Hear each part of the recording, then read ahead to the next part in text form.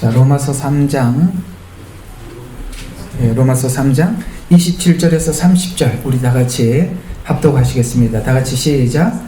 그러므로 자랑할 때가 어디 있느냐? 있을 수 없느니라. 무슨 법으로냐? 행위의 법으로냐? 아니라 오직 믿음의 법에 의해서니라. 그러므로 우리는 사람이 율법의 행위에 없이 믿음으로 의롭다 된다고 단정하노라.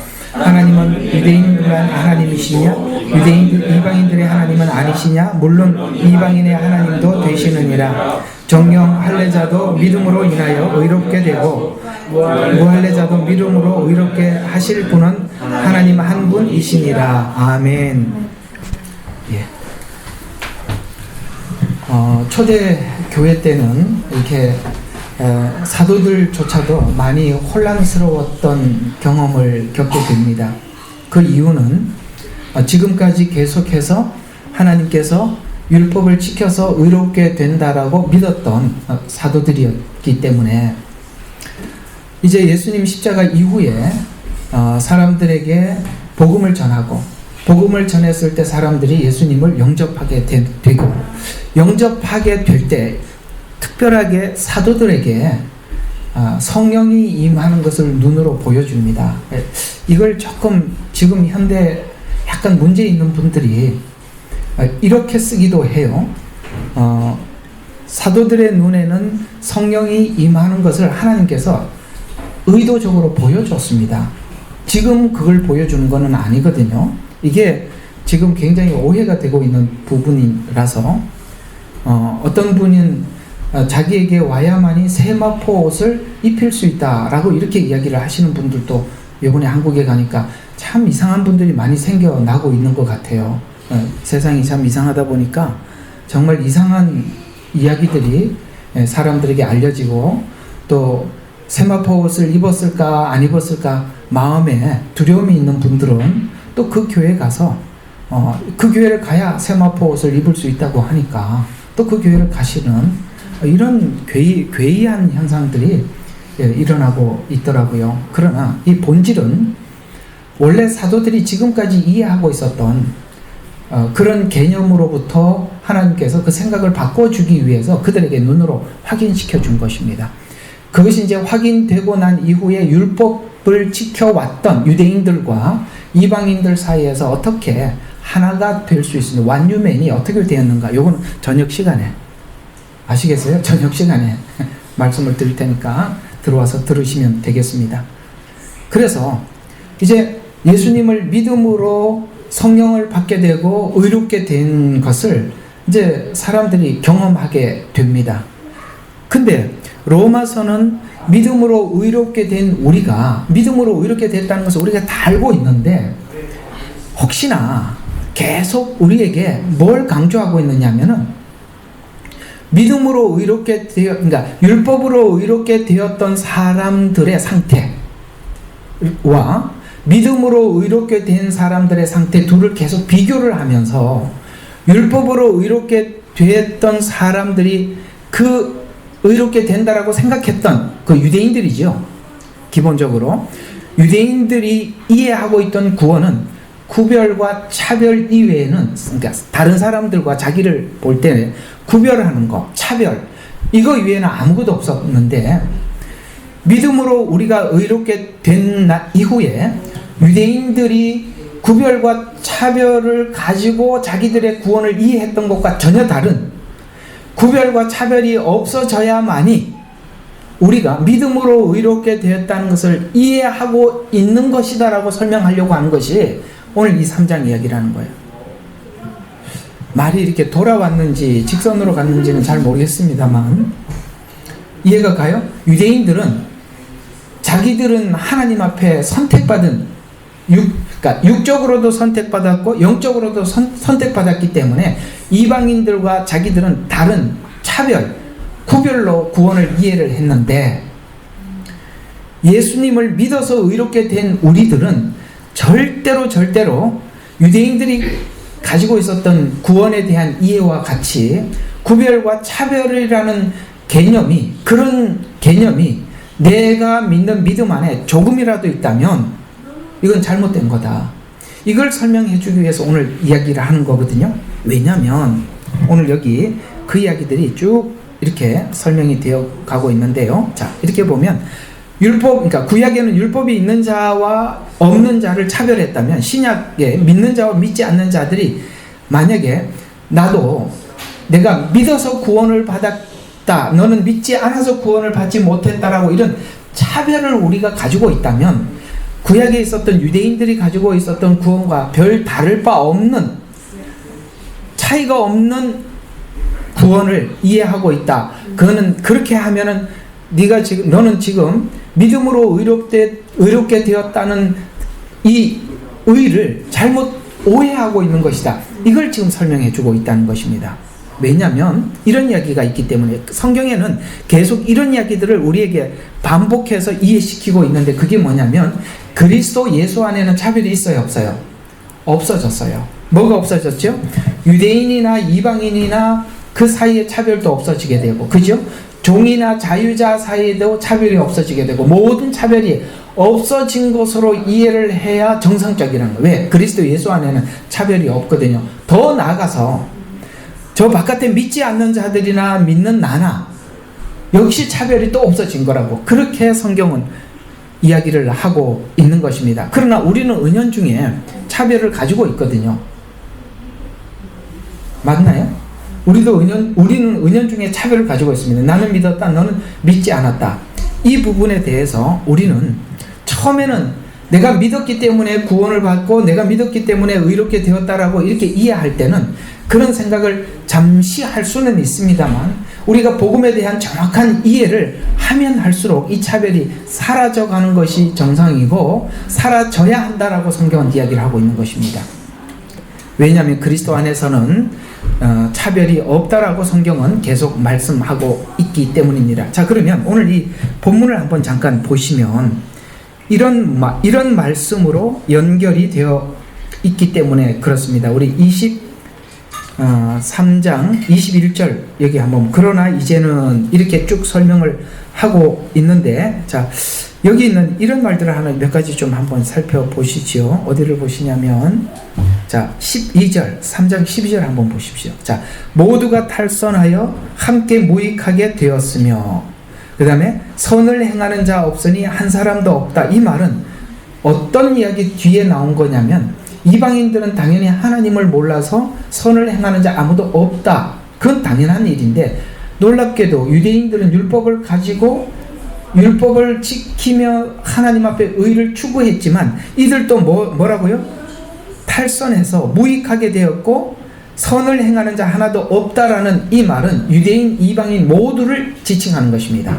그러면 유대인들은 지금까지 차별을 가지고 자기들의 구원을 이해를 했단 말이죠. 근데 성경은 뭐라고 이야기하느냐? 그들도 역시 선을 행하지 않았을 뿐만 아니라 선을 행하는 사람이 아무도 없다라고 이야기하면서 19절, 자, 이 모든이라는 말이 계속 반복되고 있어요. 자, 모든 입을 막고 온 세상이 하나님 앞에 죄가 있게 하려 함이라라는, 여기 누구 다 포함되어 있죠? 율법을 가지고 있었던 유대인도 포함되어 있단 말이죠. 그러니까 입을 막았다. 자, 모두가 죄인이다. 그 다음에 모두 입을 막았다라는 말은 무슨 말입니까? 그래도 할 말이 있을 텐데 할 말이 전혀 없게 되었다. 이렇게 되는 것입니다. 아시겠죠? 입을 막았다는 말은 그래도 저는 이런 의의가 있지 않습니까? 라고 이야기할 만했던 유대인들도 그들은 할 말이 없게 했다. 모든 입을 막았다라고 해서, 그 다음에 또 23절 계속 봐요. 모든 사람이 죄를 지었으므로 하나님의 영광에 이르지 못했다라고, 이렇게 모두라고 딱 입을 막아놓고 영광에 이르지 못했다라고 완전히 차단을 시켜놓고, 그 다음에 어떤 말이 계속 반복되느냐, 24절부터 이런 말이 계속 반복돼요. 자, 24절을 보니까 구속을 통하여 그의 은혜로, 자, 그의 은혜. 그 다음 25절에는 하나님께서 그의 피를, 그 다음에 또 그 뒤에 25절 믿음을 통하여 그를 화목제물로 세웠다. 25절 후반절에 보니까, 자, 죄들의 사심으로 인하여 그의 의를 선포하려 함이라. 자, 어떤 말이 계속 나오죠? 그의 의. 그라고 이야기하고 있어요. 자, 그러면 오늘 로마서가 어떻게 설명을 해오고 있었냐면, 2장에는 죄의 목록을 쭉 기록을 했어요. 그 이방인들은 당연히 그렇게 살았다는 거예요. 그러면 유대인들은 율법을 가지고도 의롭게 살지 못했다고 이야기합니다. 그래서 둘을 다 묶어버렸어요. 모두가 죄 아래에 있다. 입을 막았다. 그 다음에 모든 사람이 죄를 범하였다. 하나님의 영광에 이르지 못했다. 그러니까 무슨 말입니까? 우리가 어떤 말도 할 수 없도록 하나님께서 완전히 차단시켜 놓고 그 다음에 그를 화목제물로 세웠다. 그를 통하여 그를 이렇게 설명을 함으로써 우리가 가진 의가 입을 막을 정도였으니까 우리는 할 말이 없게 되었단 말이에요.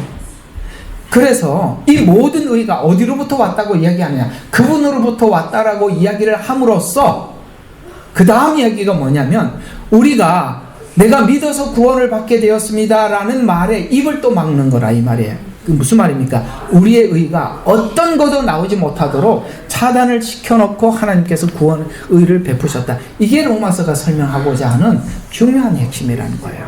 오늘 그래서 오늘 여기 그러므로라는 단어가 접속사가 붙어 있는 겁니다. 앞에 있는 쭉 이야기 전체를 이해했다면 그러므로라는 단어를 구원에 대한 내용을 정확히 이해했는가를 확인하는 차원에서 덧붙이고 있는데 그 이유는 구원과 구원의 이유에 대해서 오해를 할 수 있기 때문에 덧붙이게 된 것입니다. 덧붙인 내용의 핵심은 구원을 정확히 잘 이해했는가라는 질문입니다.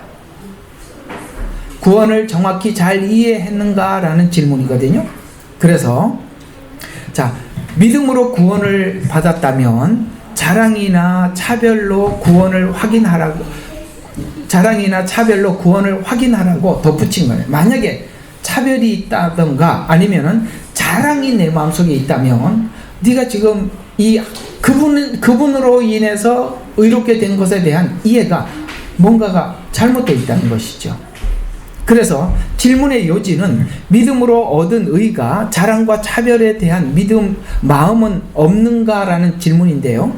특히 우리 이제 여러 사람들이 있지만 우리 한국 사람들이 가지고 있는 좀 경향이 뭐냐면 이 감성적인 경향, 이게 참 우리에게 하나님 앞에 감정을 드리는 데는 참 좋은 성향을 가지고 있기는 있지만 이 구원을 이해하는데 이것이 일부 방해가 될 수도 있다는 차원에서 보면 이 감성적인 경향이 있는 자들에게 감성적인 이 내가 구원받았다, 내가 믿었기 때문에 구원받았다라는 이런 감성적인 성향은 접어두고 논리적으로 냉정하게 생각해 보면서 오늘 이 본문의 질문을 받고 우리는 이렇게 대답을 해야 할 필요가 있는 것입니다. 오늘 여러분 각자에게도 내가 믿는 믿음이 구원이 차별이나 아니면은 구별로 내가 이해를 하고 있다면 오늘 이 본문에 대한 질문에 여러분 스스로가 한번 대답을 해보시고 오늘 이 설교를 마치고 난 이후에도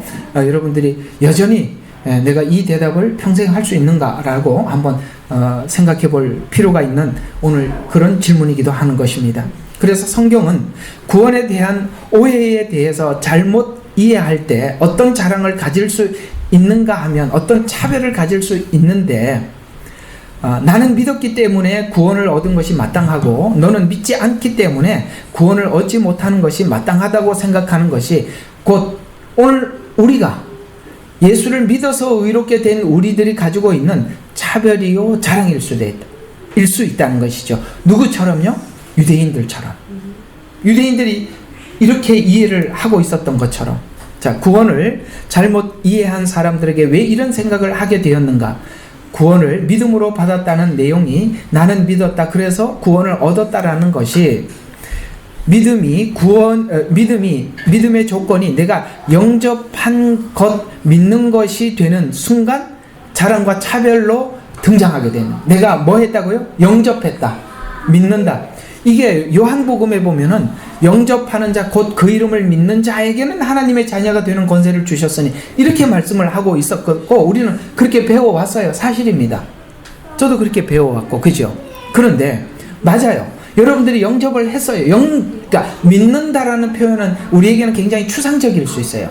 그러니까 영접이라는 말은 실제 내 마음속에 모셔들였다는 뜻에서 성경은 요한복음은 더 분명하게 믿음이 영접이라고 단어를 분명하게 쓰고 있습니다. 그런데 우리가 처음에는 그렇게 생각할 수 있어요. 그러나 로마서는 점점 이 설명을 해가면서 그분의 사랑 안에서 끊을 수 없다라고 그분 쪽으로 계속 옮겨지고 있다는 사실을 아셔야 돼요. 여러분들이 교회에 와서 이 복음을 듣고 예수님을 구주로 영접한 거, 그래서 구원받은 거 맞습니다. 이게 틀렸다는 것이 아니라, 그러나 이것이 그걸 기점으로 해서 모든 구원을 이해해 들어가기 하게 되면 여러분들이 또 다른 유대인이 될 수가 있다는 거예요. 이걸 지금 로마서가 지금까지 율법으로 의롭게 되었다라고 이해하고 내려왔던 유대인들과 또 그들을 향해서, 이방인들도 있지만 그들을 향해서 절대 과거에 가지고 있었던 그 구원관이 오늘 믿음으로 의롭게 된 우리들이 과거에 가졌던 구원관과 동일하게 그렇게 자리 잡지 말라고 설명을 해가고 있는 것이 로마서가 가지고 있는 특징 중에 하나라는 거예요. 자, 그래서 로마서 1, 2장에서 처음부터 이걸 설명하기 위해서 1, 2장에서 인간이 얼마나 악한가를 설명한 이유는, 인간은 스스로가 구원받을 수 있는 존재가 아니라는 것을 알고, 하나님이 알고, 아시겠어요? 우리가 아는 게 아니라 하나님이 알고 십자가라는 구속이라는 방법을 통해서만 구원을 얻는다는 것을 알려주기 위해서 로마서가 기록되었는데요. 로마서와 다른 서신의 차이가 있어요. 이 어떤 차이가 있느냐면, 다른 서신은 이미 구원을 얻은 자들에게 기록한 서신이에요. 그런데 로마서가 다루고자 하는 것은 우리가 어떻게 구원이라는 복된 은혜를 받았는가. 왜냐하면 지금 어떤 교회의 소식을 듣고 그 교회의 문제를 해결하기 위해서 대부분 성경은 기록되었어요. 에베소, 골로새서, 고린도전후서, 이 모든 성경들은 이미 그 교회에 대한 소식을 듣고 전했지만, 로마는 아직 가지 않은 상태에서 이 서신을 기록함으로써 다른 개인적인 문제를 다루는 것이 아니라 단순히 오직 구원만 다루는 서신이 된, 이런 서신을 우리가 소유하고 이해하고 또 이렇게 배울 수 있다는 것에 대해서 참 감사한 일입니다. 한국 가서 똑같은 한국말을 쓰고 왔는데도 이 말이 잘 안 되네. 이해가 가죠? 그래서 로마서가 주는 혜택은 우리 개인의 문제 쪽이 아니라 다른 문제를 다 접어두고 오직 구원에 관해서만 고민할 수 있도록, 그렇게 로마서는 깨끗하게 클리어하게 기록되었다는 것입니다. 그래서 설명하는 것에서 이 구원이 오직 은혜였다는 것을 전달하기 위해서 기록된 성경으로서 믿는 자에게 얻어진 의가 차별을 없애주었다라고 계속 우리에게 설명하고 설득해 가고 있다는 것입니다. 그래서 오늘 22절에 보면 하나님의 의가 라고 이야기하고 있습니다. 자, 이제는 아까 우리 의는 다 차단을 시켰다고 그래서 우리 입까지 막았어요. 할 말이 없게 만들어 놨다고 말씀을 드렸어요. 그런데 하나님의 의가, 자, 여기 하나님의 의라는 말을 잘 기억해 주세요. 예수 그리스도를 믿음으로 모든 믿는 자와 모든 믿는 자에게 미치나니, 중요한 말을 하고 있죠. 지금까지 차별로 이해를 하고 있었지만 차별이 없느니라. 이게 그냥 쑥 들어간 말이 아니라 지금까지 그러니까 율법을 가지고 구원을 받았다고 이해했던 사람들이 가지고 있었던 차별이 사라졌다는 거예요. 이해가 가요? 그래서 우리가 만약에 구원을 차별로 이해하고 있으면 우리는 저 믿지 않는 사람들을 향해서 정말 불쌍히 여기거나 선교지에 가거나 그들을 위해서 모든 것을 희생할 마음이 없어요. 왜?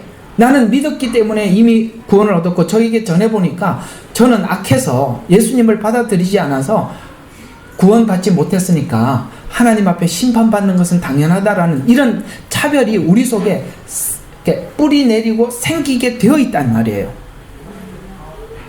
우리도 옛날에 하나님을 전혀 알지 못하고 로마서 1, 2장과 같은 똑같은 상태에서 하나님 앞에 나와서 구원을 받았기 때문에 우리가 생각해보면 전혀 하나님을 구하지도 않고 찾지도 않는 상태에서 하나님이 우리를 불러서 이렇게 구원의 영광을 주셨다면 아직도 저들을 향해서도 하나님이 손을 뻗치고 있을 것이고 저들도 하나님께서 구원하기 위해서 하나님은 간절한 마음을 가지고 있을 것이다. 그러므로 나와 저들은 차이가 없고 우리도 그들을 향해서 손을 내밀려 갈 수밖에 없다라는 마음을 차별을 가진 사람은 못한다 이 말이에요.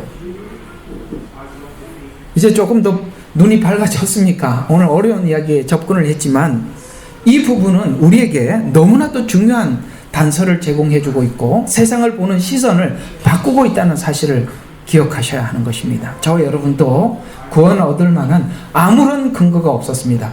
이 자리에 여기에 하나님께 나와서 말씀을 듣고 이렇게 은혜를 받고 있는 것은 전적으로 하나님의 은혜라는 사실을 잊지 마십시오. 만약에 이것이 차별이나 구별로 가기 시작하면 우리의 의가 여러분 개인의 의가 쌓이게 되고 그것은 여러분들은 당연하게 교만으로 가게 되어 있고 여러분들은 여러분 스스로가 망가지는 길로 접어들 수밖에 없는 것입니다. 그래서 로마서는 이 부분을 처음부터 차단을 하고 있는 것입니다.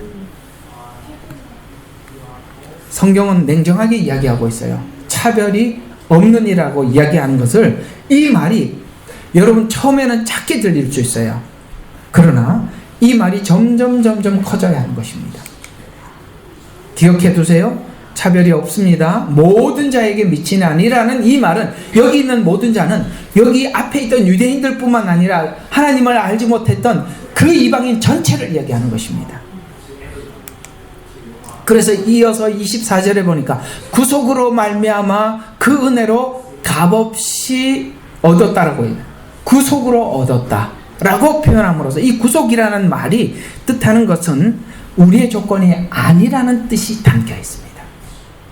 우리 조건이 아니라는 말 속에는 우리 믿음도 들어가 있지 않고 어떤 것도 들어가 있지 않다는 것입니다. 그래서 구속이란 하나님 방법으로 라는 말의 뜻인데요.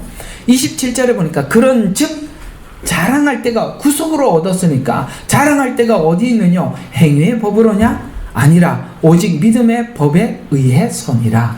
이 말은 내가 행위로 구원을 받지 못했다도 있지만 믿고 난 이후에 우리의 의가 행위에서 바르게 되었다 하더라도 세워졌다 하더라도 뭐가 없어요? 자랑할 것이 없다는 거예요. 그러니까 하나님께서 처음에 구원을 얻은 구원에서도 자랑을 끊어놓았고 우리가 그리스도를 닮는 과정 속에서 성숙해서 성화되었더라도 그 성화가 하나님 앞에 자랑할 것이 없도록 끊어놓은 것이 뭐라고요? 우리가 받은 구원에 대한 분명한 이해다.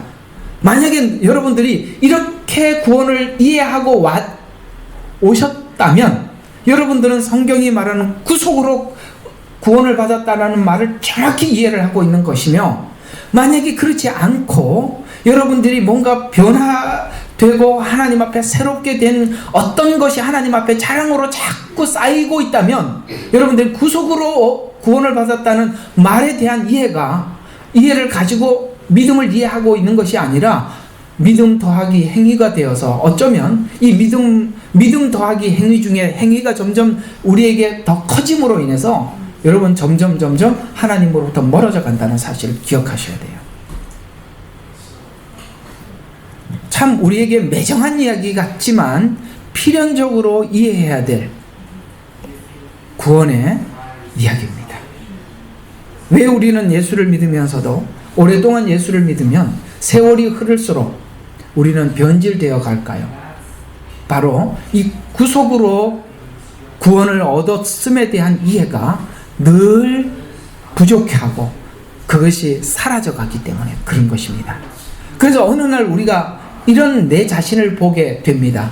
그 유대인들이 하나님 앞에 율법을 지키면서 자랑하고 마치 이방인들은 개 취급하듯이 그렇게 하는 그 모습이 내 속에 보인다는 게 이상하지 않았습니까? 이 뭐 딴 세계에서 온 사람들인가? 맞아요, 안 맞아요? 이상하게 그런 게 쌓여가고 있는 게 이상하지 않았어요? 뭔가가 그런 게 우리에게 쌓여간단 말이에요. 조금 더 새로워지고 조금 더 변화되고 하나님 앞에 내가 뭔가 과거의 생활을 청산하고 새로워지고 나면 이상하게 내 마음속에 이 교만한 마음이 유대인들이 가졌던 그런 마음들이 내 안에 싹 터올라오고 있다는 것은 십자가의 은혜로 그분에 의해서 우리가 구원받았다는 이 것이 우리가 조금씩 잊혀져 갈 때 우리는 그렇게 되어 갈 수 있다는 것입니다. 그래서 믿음으로 말미암아라는 믿음의 이해가 하나님의 거룩을 따름으로 가야 하는 것입니다. 이 믿음이 거룩으로 가야 하는 것이 구원이라고 하는데 그것을 보고 이제 다음 주에 그 다음 절에서 이야기하겠지만 율법의 완성이라고 이야기를 하는 것입니다. 그러니까 믿음으로 율법을 완성해 가는데 율법이 완성되더라도 변질되지 않는 게 은혜로 받은 구원이고 유대인들은 은혜로 율법을 완성하는 것이 아니라 자기가 의지로 율법을 완성하고 있었기 때문에 그렇게 거만하게 갔던 것처럼 만약에 우리가 율법을 완성해 가고 있는 내 자신을 보면서 유대인들처럼 그렇게 변질되어 가고 있다면 우리는 믿음을 놓쳐버리고 다시 율법으로 돌아가는 이 믿음이 마치 구약에 있는 이스라엘 백성들의 율법으로 돌아가는 것과 같은 그런 현상이 오늘 믿는 우리에게도 일어날 수 있음에 대해서 로마서는 매우 경계하고 있다는 것입니다. 그래서 구원을 정리해 보면 내가 믿어서 얻은 구원인 것 같아 보이지만 십자가 안에 그리스도의 의가 내 것이 되는 것이 구원이라는 것입니다. 그래서 성화가 필요함을 알게 돼요. 구원을 얻은 우리들이 자발적으로 내가 이렇게 변화가 필요하구나라는 것을 알게 되고 그것이 율법에 의해서 강제적인 것이 아니라 자발적이 되고 그 다음에 이렇게 필요를 알고 자발적으로 성화되어 가는 것을 보고 그 다음 절에서 말씀하고 있는 것이 바로 이렇게 함으로써 율법을 완성해 간다라고 이렇게 표현하고 있는 것입니다. 이것으로 우리가 율법을 완성하지 않고 다른 방법으로 율법을 완성해 가면 우리는 분명히 교만해져 가는 것입니다. 그 교만하기 전에 나타나는 증세가 뭐라고요? 구별과 차별이다. 오늘 계속 반복해서 이야기하겠습니다. 하나님이 나에게 요구하는 의를 내가 내 사명으로 알고 하나님께서 내게 의를 요구해요. 그걸 내가 사명으로 알고 그리스도께서 주신 의를 내 것으로 만들어 가는 것이 구속으로 의를 주신 목적이라고 말씀하고 있는 것입니다. 예수 그리스도 안에 있는 구속으로 말미암아라고 그래서 말씀하고 있는 겁니다. 예수 그리스도 안에 있는 구속으로 말미암아 우리가 의롭게 되었다. 그래서 예수 그리스도 안에 있는 구속이라는 말이 가장 중요하게 믿음을 이해하는 것에서 우리 마음속에 자리 잡아야 하는 것입니다. 따라서 그리스도를 믿었다는 것은 조건이 아니라 율법이라는 방법이 아닌 믿음이라는 방법을 하나님께서 제시하셨어요. 그러니까 구약에서는 율법이라는 방법을 제시하셨지만은 신약에 와서는 믿음이라는 방법을 우리에게 제시하셨습니다. 왜? 받아도 변질되지 말라고. 받아도 유대인처럼 되도록 하지 말라고. 이렇게 제시하신 것입니다. 더욱 우리의 믿음이 자랑이나 조건이 되지 않는 근거는 믿는 과정에서 보듯이 우리가 믿는 과정에서도 보듯이 하나님이 보낸 자를 통해서 듣고 들은 것을 믿게 되었다. 우리 로마서에서 말씀하고 있죠. 하나님께서 아름다운 발들을 보내서 복음을 전하게 했고 전한 자들을 통해서 우리가 듣게 했고 들어서 믿게 했고 이 모든 과정들을 봐라. 이해가 가시죠? 내가 믿었다는 것도 신기하고 그 믿었다는 것을 역으로 추적해보면 내가 그 사람이 나에게 한 말을 내가 믿었다라는 거 이렇게만 이해를 했는데 거꾸로 추적을 해보니까 하나님이 보냈고 내가 들었는데 똑같이 여럿이 5명이 들었는데 나만 믿었다. 예를 들어서 그렇다고 보자고요. 그것도 내가 특별한 것이 아니라 그게 하나님의 은혜였다. 그러니까 믿는 과정도 그랬고 믿은 것도 그랬고 이 모든 것이 다 하나님의 은혜라고 계속 우리에게 말씀하고 있는데 이걸 제대로 이해를 하지 못하면 우리는 구약에 있는 유대인들과 별 다를 바 없는 잘못된 구속이 아닌 내가 믿음으로 구원을 받았다라는 주체가 내가 돼버리고 만다 이 말입니다.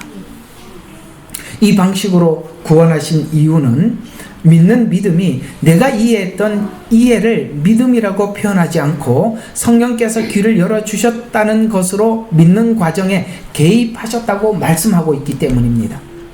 성도가 믿는 초기에는 믿어서 구원을 얻었다고 생각할 수 있어요. 그러나 로마서는 구원의 전 과정에서 내가 믿어서라는 과정이 하나님의 섭리 안에서 어떻게 들어오게 되었는가를 설명하면서 너의 현재 믿음이 결코 자랑으로 꺼내놓을 수 없는 것이라고 설명하고 있습니다. 내가 그리스도를 믿었다, 분별했다로 들어가면 바로 자랑과 비교로 하게 되는 것인데 원어로 구원에 대한 표현을 그리스도께서 나를 꺼내주셨다라고 표현하고 있어요. 내가 믿는 믿음 자체를 의로 정하지 말아야 한다는 거예요. 그리스도께서 나를 꺼내주셨다. 그래서 우리는 처음에는 내가 믿었다라고 이해를 하는데 참 세월이 흐르면 흐를수록 이 믿음의 과정들을 보면 신비 중에 신비예요. 이거는 창조의 신비보다 더 놀라운 신비예요. 내가 주님 앞에 나온 것, 믿은 것. 그렇지요? 그런 신비입니다. 믿음의 의가 아니라 예수 그리스도가 의가 되어야 한다. 그래서 믿음의 의는 예수 그리스도인지 믿음의 의가 되어서는 안 된다라고 말씀하고 있습니다. 로마서는 이 내용을 매우 비중 있게 다루고 있으며 우리에게 설득하고 있는데 또 이 내용을 설명하기 위해서 긴 시간 설명해 가고 있는 중입니다. 그리스도를 믿음의 중앙에 두면 자랑과 차별이 없게 되는데 내가 믿는 믿음을 내 믿음을 중앙에 두면 자랑과 차별로 간다. 이 부분을 계속 우리에게 설득해 이해해 주고 있는 것입니다. 내가 믿었다. 그래서 구원을 얻었다는 믿음을 강조한 자는 내가 가서 그리스도를 모셔왔다고 생각하게 된다. 이게 이제 뒤편에 보면은 그리스도가 하늘에 계시면은 내가 모셔 내려와야 하고 저 아래 계시면 내가 그분을 찾으러 내려갔다가 만나러 가야 하는데 우리가 찾으러 갈 필요가 없다는 거예요. 이게 찾으러 간다라는 표현을 쓴 것은 율법을 지켜야 그분을 만난다. 이렇게 로마서가 설명하고 있어요. 어쨌든 좀 알아두세요. 저기 계신데 이 조건을 만족시켜라라고 하나님이 그 만족하는 조건을 이렇게 기준을 정해 뒀더라면 내가 그 기준에 맞도록 내가 해야만이 그분을 만날 수 있었는데 그 기준을 하나님이 설정해 놓은 게 아니라 오셨다는 거예요. 로마서 그래서 그렇게 말씀하고 있잖아요. 와서 만났다. 그러면 우리가 더 할 말이 없는 것이 뭐죠? 만약에 거기 이 조건을 만족시켜라고 하나님이 정해놨다면 그 만족시켜서 주님을 만났다면 나도 자랑할 것이 있겠죠. 왜요? 내가 그 조건을 만족시켰기 때문에 만났잖아요. 그런데 그게 아니라 그분이 오셨다면 와서 만나주셨다면 우리가 하나님 앞에 할 말이 없는 거죠. 그런 이야기라는 것이죠. 그래서 이 말이 그 말이에요. 그리스도를 믿음의 중앙에 두면 믿음을 주님이 하셨다라는 그걸 그리스도를 중앙에 두고 믿음을 이해하면 자랑과 차별이 없어지는데 내가 믿었다라는 건 믿음을 중앙에 두면 자랑과 차별이 된다. 이걸 설명하기 위해서 로마서 한번 봐봐요. 자, 4장에 들어가서 누구 이야기를 끄집어내죠? 아브라함 이야기를 끄집어내죠. 이제 이걸 아브라함 이야기를 쭉 설명을 듣고 나면 완전히 소화가 돼요. 근데 이 아브라함 이야기 이제 4장에 들어가면 여러분들과 긴 이야기를 한번 나눌 텐데 제가 이렇게 설교를 할 때마다 항상 좀 비참함을 느끼는 게 뭐냐면 꼭 이게 지금까지 설명해왔던 이야기를 교정을 해야 하는 게 꼭 누구를 공격하는 것 같이 느껴져서 제 설교가 항상 마음이 좀 찜찜한 게 뭐냐면 아브라함은 이미 사람들 마음속에 영웅이 되어 있단 말이에요. 여러분, 아브라함은 영웅이 아니에요.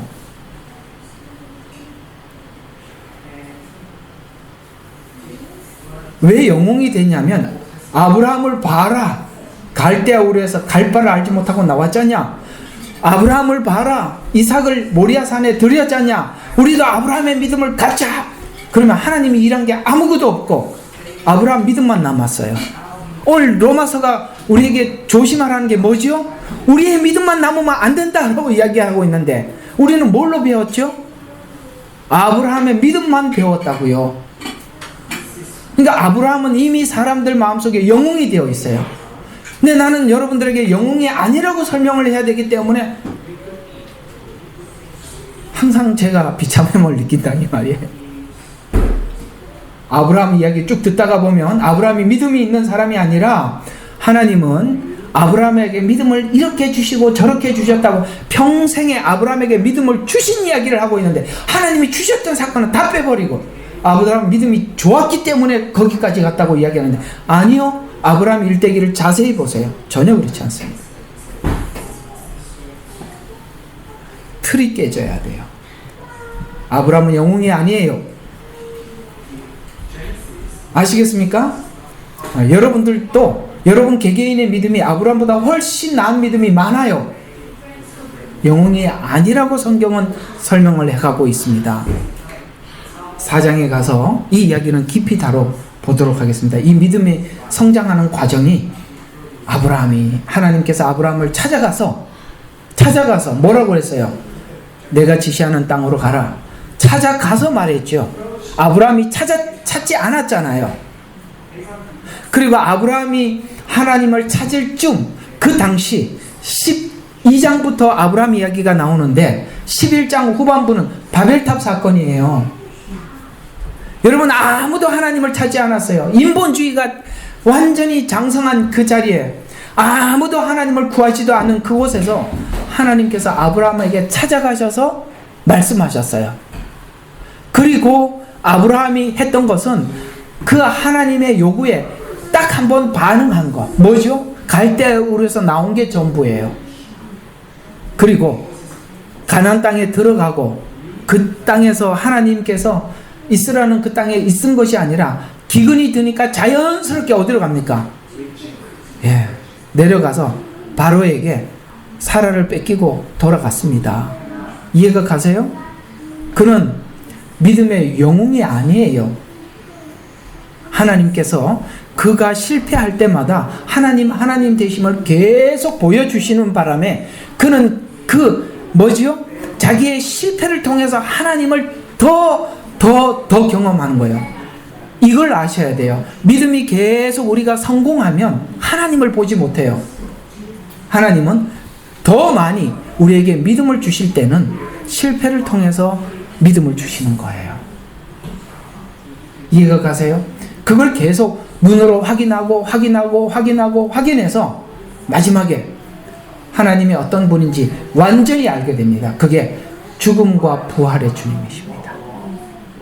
그게 바로 모리아 사건입니다. 이런 믿음들이 여러분들이 예수 안에 죽으면 예수 안에 산다는 것이 여러분 한순간에 배워지는 것이 아니에요. 여러분의 일생을 통해서 계속 배우고 그 믿음이 채워지고 있는 과정 속에 있는 것입니다. 그렇다면 그렇게 생긴 믿음이라면 자랑할 게 있어요, 없어요? 없어야 정상인데 왜 우리는 자랑이 되었느냐? 뭔가 복음과 어긋난 믿음을 가지고 있다는 거예요.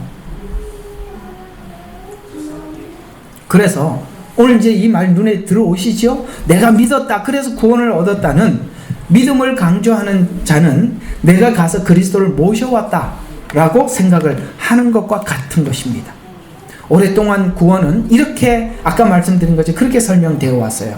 그저 믿으면 구원을 받고 영생을 얻으며 영생은 영원하다. 이것이 가장 기본적으로 이해했던 설명이고 우리가 그렇게 배워왔어요. 그러나 로마서의 설명은 죄인 중에 죄인이며 약속도 언약도 없던 우리를 하나님께서 찾아와서 구원했다.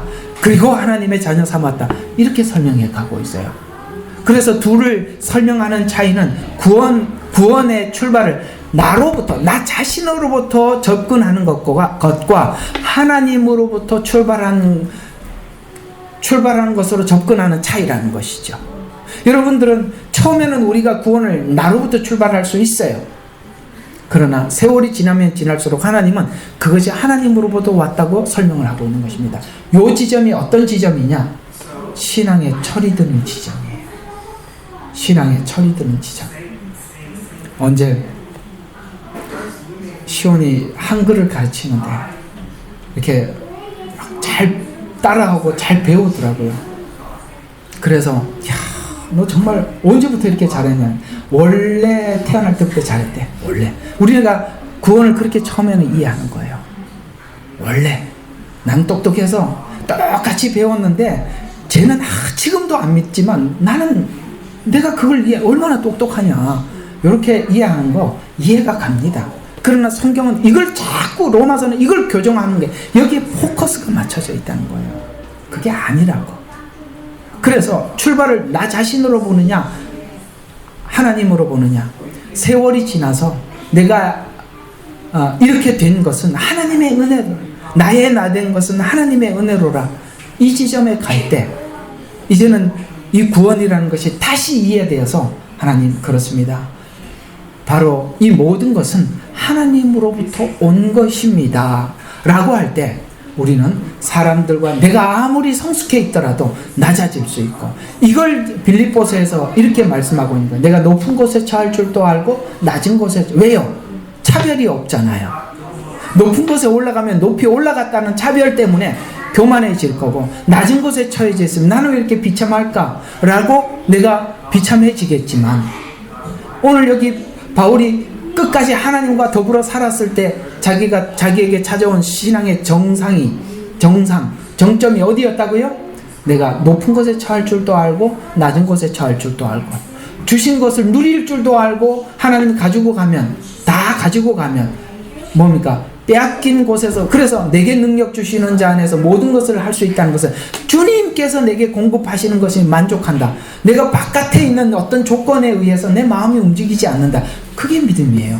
그게 차별이 없어진 상태에서 복음을 이해했을 때 그 자리로 가는 거고, 우리가 그 부분에 대한 이해가 없이 가면 주면 교만해지고 없으면 비참해지는 것입니다. 차별이 무슨 뜻인지 아시겠습니까? 이건 단순히 그냥 믿는다 안 믿는다 이런 차별이 아니라 여러분이 신앙이 자라는 과정 속에서 엄청난 충격을 줄 수 있고 변질을 줄 수 있다는 것을 기억하셔야 되는 것입니다.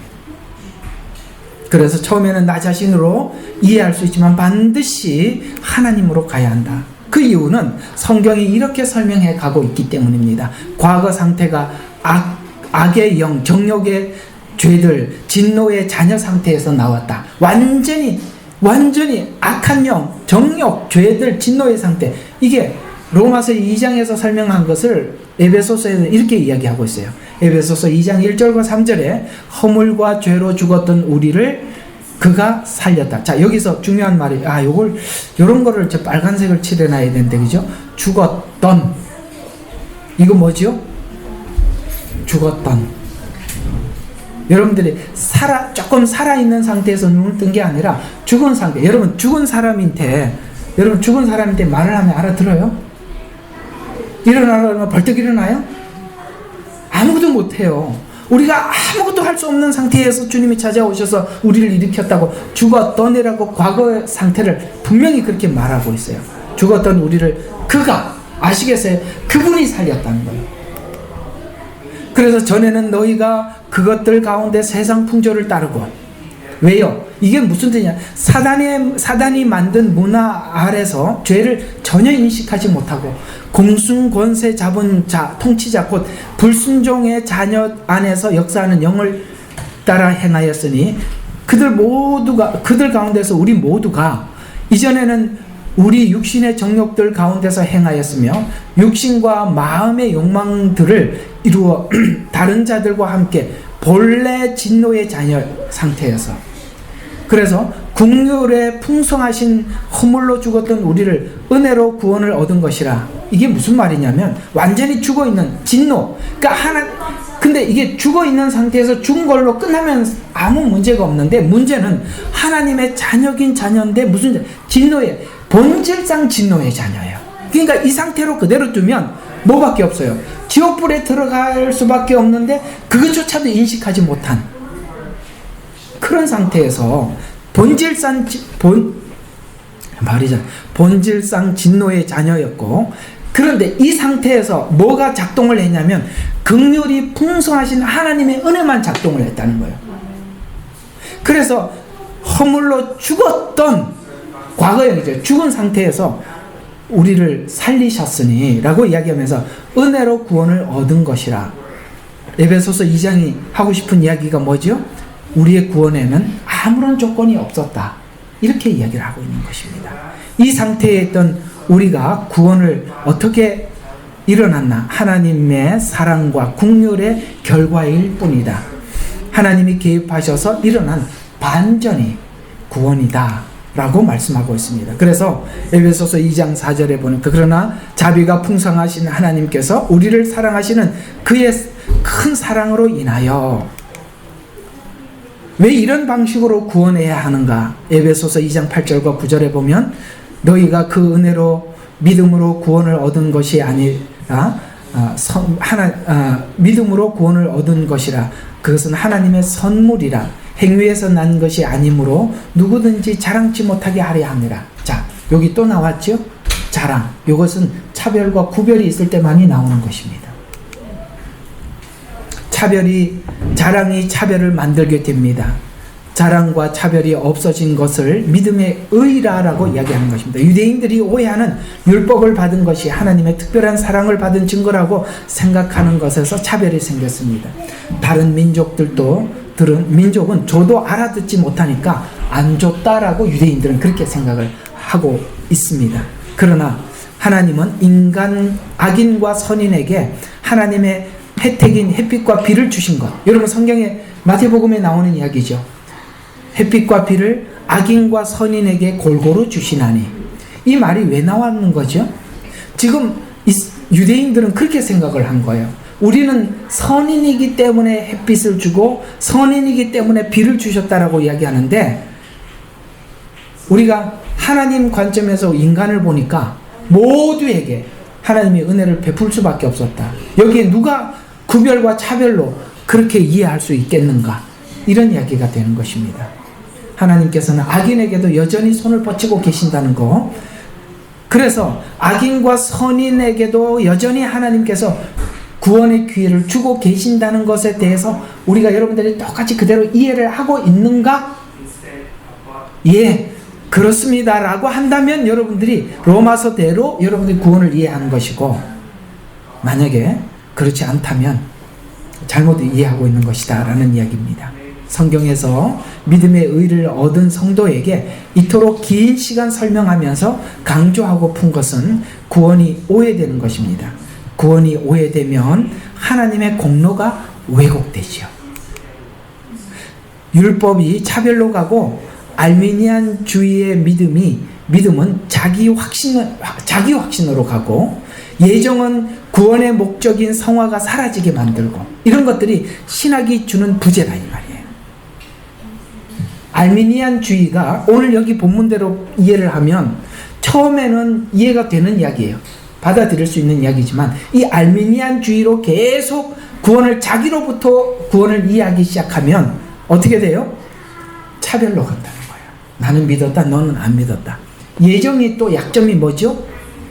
하나님이 나를 구원하셨기 때문에 나는 어떻게 살아도 구원받을 수 있어 라고 해서 성화가 무시되는 거예요. 어때요? 신학이라는 것이 우리가 어떤 부분에 약간의 도움을 받을 수는 있어요. 그렇죠? 이 알미니안이 약간의 도움을 줄 수는 있어요. 그러나 예정도 그럴 수 있습니다. 그러나 이것을 기준으로 성경은 보지 말라는 거예요. 그래서 이런 문제들이 자연스럽게 생기게 되는 것입니다.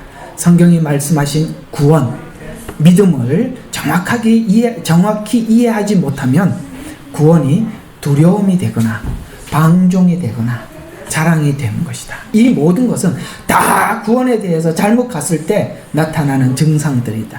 두려움. 여러분, 이단들이요, 이런 건 너무 잘 알아요.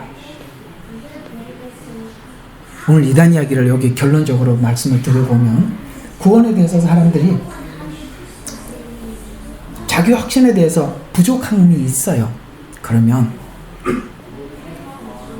신천지 가보면 아주 해맑게 구원을 기쁨으로 이해하고 있습니다. 왜냐하면 내가 신천지에 있는 한 14만 4천 안에 들어와 있고 14만 4천 안에 들어와 있는 한 내 구원은 안전하다. 이게 구원이 주는 두려움이 잘못 갔을 때 거기 들어가 있는 겁니다. 두려움으로 갈 수 있어요. 이걸 가지고 얼마나 많은 이단들이 사기를 치고 사람들을 현혹합니까? 또 하나, 구원이 방종으로 갈 수 있어요. 이해가 가요? 천국은 가야 되겠는데 죄는 여전히 짓고 이 죄 짓는 대로 살고 싶고, 이게 초창기에 나왔던 영지주의가 오늘 교회 안에 얼마나 편만합니까? 아무렇게 살아도 믿으면 돼, 표 받아도 돼, 믿으면 구원 받는다고 했는데 왜 표 받는다고 하나님이 거부해? 이렇게 전혀 그렇지 않은데, 이해가 갑니까? 방종으로 갈 수 있단 말이에요. 얼마든지 여러분들이 이해하고 있는 이 복음이 잘못 갈 수 있다는 거예요. 또 하나, 자랑으로도 갈 수 있다는 거예요.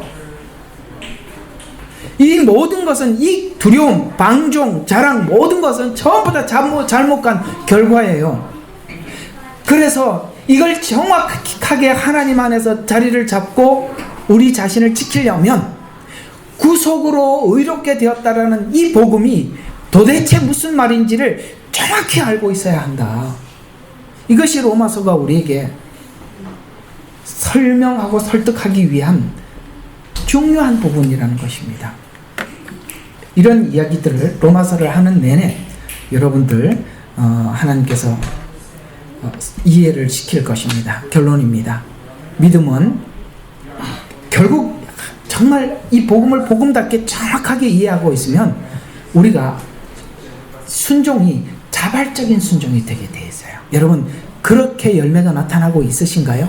그러면 여러분들이 제대로 복음을 이해하고 있는 것입니다. 순종이에요. 그리고 모든 일에 감사케 해요. 감사하죠. 그리고 아직 저 불신자들조차도 여전히 사랑으로 다가가게 됩니다. 각자가 자기 믿음이 어떻게 이해하고 있는지 이 두 이야기, 앞에 이야기 있잖아요. 두려움, 방종, 자랑. 그 다음에 여기에 다음 이야기 뭐죠? 이 결론에 와서 자발적이냐, 감사냐, 사랑이냐, 이렇게 우리가 열매를 두고 봤을 때 성경은 분명히 말씀하고 있습니다. 열매를 보면 아나니, 여러분의 열매는 어느 쪽으로 가고 있습니까?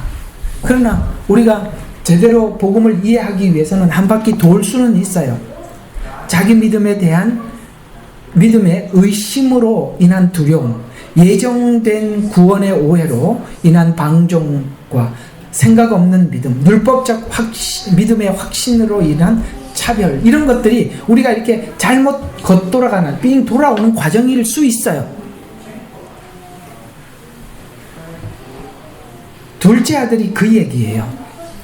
아버지 안에서 얻은 구원과 그 아버지 안에서 살아가는 행복, 이 부분에 대한 이해가 없으니까, 그래서 자기 방식대로 살고 싶은 거예요. 그래서 아버지에게 내게 돌아올 상속을 달라고 하고, 여러분 성경에 이 둘째 아들이 간 곳이 옆 마을로 간 게 아니에요. 어디로 갔죠? 먼 나라로 갔다고 해요. 이 먼 나라라는 말은 굉장한 의미가 있습니다.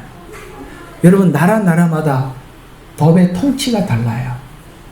그러니까 아버지 법의 통치가 미치지 않는 다른 곳으로 간 거예요. 그래서 먼 나라로 갔다고 해요. 그러면 그 나라, 둘째 아들이 간 나라는 어떤 나라일까요? 자기 마음대로 살 수 있는 곳이에요. 자기 통치. 그래서 자기가 자기 자신을 통치하고 자기가 자기 자신을 다스렸을 때 나타나는 결과가 뭐였어요? 주염 열매를 먹고 아버지 통치와 자기가 자기 자신에게 주인이 되어서 살았을 때 나타나는 결과물과 아버지 집에서 아버지의 통치를 받은 곳에서 통치를 받은 종들의 삶을 비교하게 하는 거예요. 그래서 자발적으로 돌아와서 자발적으로 순종하는 자리에 가도록 하나님께서 허락하는 거예요. 그래서 인류가 그걸 돌아오기도 하고 개인의 신앙들이 그걸 돌아오기도 하는데, 여러분들 오늘 이 돌아오는 것이 결코 만만치 않다는 것을 아셨다면, 저는 여러분들에게 갔다가 오라고 권면하는 것이 아니라 나가지 말아달라고 권면하는 것입니다. 아시겠어요? 나는 비참함을 경험해봐야 되겠다. 굳이 거지로 살 필요는 없지 않아요?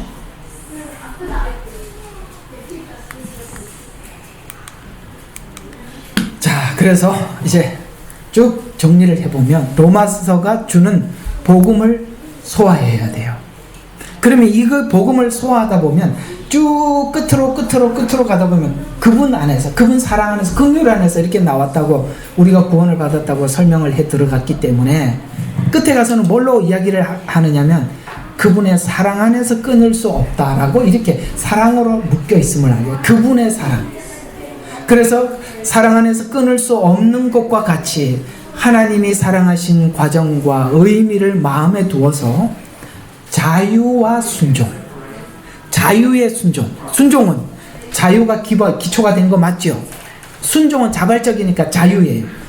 자유의 순종, 기대와 그 다음에 소망, 기대와 소망, 그 다음에 믿음의 역사를, 사랑에는 수고를, 소망에는 인내가 표현되는 믿음이 되시기를, 또 그렇게 되는 것이 마땅하다고 성경은 말씀하고 있는 것입니다. 자, 오늘 이야기들을 좀 정리를 해볼게요. 사실은 이게 교회 안에서 성도들에게 잘 설명이 되어져야 하는 부분이기도 합니다만, 사실 이 부분을 성도들에게 이해시키고 설명을 해서 마음속에 간직하게 하는 건 쉬운 일은 아닌 건 맞아요. 이게 쉽지는 않아요. 그러나 우리가 꼭 기억해야 되는 것은, 구원이라는 것을 우리가 처음에는 나를 중심으로 해서 하나님께 어떻게 찾아갔는가, 내가 어떻게 주님을 만났는가, 간증들이 그런데, 간증을 들어보면 대부분의 간증들은 하나님께서 나를 어떻게 찾아와서 만나 주셨는지를 간증은 그렇게 해놓고 삶에서 보면 나는 특별해서 나를 찾아와서 만나 주셨다라고 해서 또 간증은 그렇게 해놓고 마치 자기가 주인공이 된 것 같은 인생을 살아가더라는 거예요. 그러지 말라는 거예요. 평생 잊지 말라는 거예요. 주님이 나를 찾아와서 만나 주셨고 내가 새롭게 되었다는 것을 잊지 말면, 여러분들이 주님 안에서 어떻게 새롭게 되었던, 어떻게 변화되었던 자랑할 것이 없는 자로 하나님 앞에 세워져서 살게 될 것이다 라고 성경은 말씀하고 있는 이 부분에 대해서 이렇게 큰 은혜가 되시기를 바랍니다. 이것이 어떻게 우리에게 율법을 완성케 하시는가는 다음 주에, 다음 절을 그렇다면, 이렇게 그렇다면이라는 이 말, 우리가 믿음으로 율법을 폐하느냐, 결코 그럴 수 없느니라. 율법을 굳게 세운다. 어떻게? 자발적으로. 여기에 들어가 있는 것입니다. 기도하겠습니다. 하나님 아버지, 오늘은 로마서 3장 27절부터 30절에 있는 이 말씀을 통해서 우리가 우리 속에 자랑과 차별을 가지고 구원을 지금 이해하고 있는지, 아니면 오직 대속하신 그 사랑과 은혜로 그 복음을, 구원을 이해하고 있는지는 우리의 삶의 열매에서 두드러지게 나타날 것이라고 말씀하고 있습니다.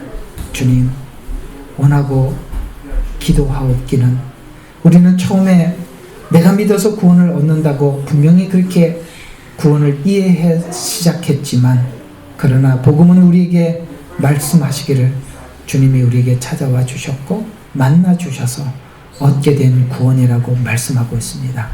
그렇다면 우리가 자랑할 것이 무엇이냐라는 질문 앞에 서서 하나님 앞에 분명히 대답할 것은 자랑할 것이 없고 오직 하나님께 영광을 돌려드려야 할 것밖에 없습니다라고 화답할 줄 아는 우리 성도들이 다 되게 축복. 예레미야의 눈물은 시대에 맞는 말씀 선포와 변질되지 않은 순수 복음을 외치고 있습니다. 함께 연결되어 하나님께 예배드리며 이 마지막 때에 하나님께 쓰임받길 원하시는 분은 카카오 채널로 연락 주시면 연락 드리도록 하겠습니다. 고정 댓글에 채널 경고와 착제에 대비한 예비 채널과 제2채널 링크를 올렸습니다. 이 채널 또한 구독 부탁드리겠습니다. 감사합니다. 우리는 역사상 가장 중요한 시점을 지나고 있습니다. 하나님께서는 하나님의 일을 하시기 전에 사람을 준비시키셨음을 우리가 알고 있습니다. 하나님 말씀은 마지막 때에 대추수, 대부흥의 때가 있다고 분명히 예언하고 있습니다. 아멘. 하나님의 말씀이 그대로 성취될 것을 믿습니다. 예레미야 눈물은 잠자는 교회와 영혼을 깨우기 위해 노력하고 있습니다. 이 가슴 뛰는 일에 함께 하길 원하시는 분은 카카오 채널로 연락 주시기 바랍니다. 당신은 위대한 하나님의 사람입니다.